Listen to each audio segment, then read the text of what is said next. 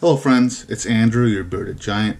Today I'm going to show you how to field strip a Glock. On the table I have a Glock 17 in 9mm and a Glock 21 in 45 ACP. It's the same process for both, but I thought I'd show you on two different models. It's really easy once you know one trick. So here is the slide release. First thing we want to do is verify we are clear. There's nothing in the chamber, nothing in the mag well. Going to dry fire, point it in a safe direction. And the trick here is to grab around the back side through the strap here and just gently pull back on the slide till you get a little click. And then at that point you're going to move this slide release down. Once you move that down, the slide comes right off the frame. Remove the spring. Note on the spring there's a crown here that rests right inside this portion here.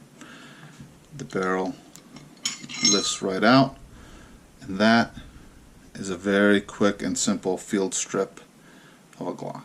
And to put it back together is just take the steps in reverse, slide the barrel in, make sure that crown goes into this hole, set the spring in place, and you slide the slide back on, rack it, dry fire,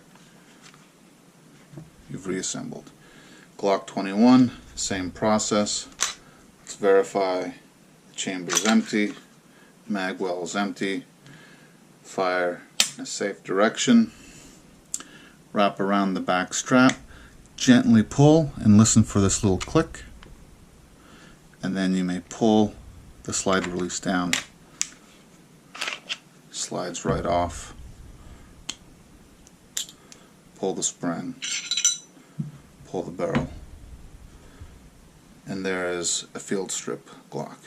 Put it back together just the same way in reverse.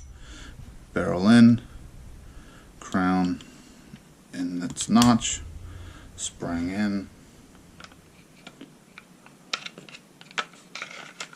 slide back, rack, dry fire, and that is how to field strip a Glock. Very simple. Thank you for watching, and peace out.